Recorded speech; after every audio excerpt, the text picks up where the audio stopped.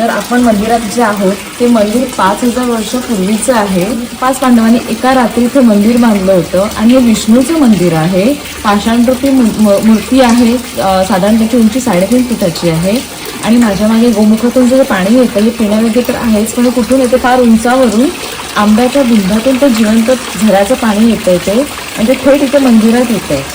त्यामुळे अक्षरशः त्याचा आवाज एवढा सुंदर वाटतोय. आणि मंदिराच्या मागून पूर्ण ही पोपळीची बाग आहे आणि ऑफकोर्स इथे जंगलात असल्या कारणाने माकडं त्याची पोपळींची नासाडी करतात.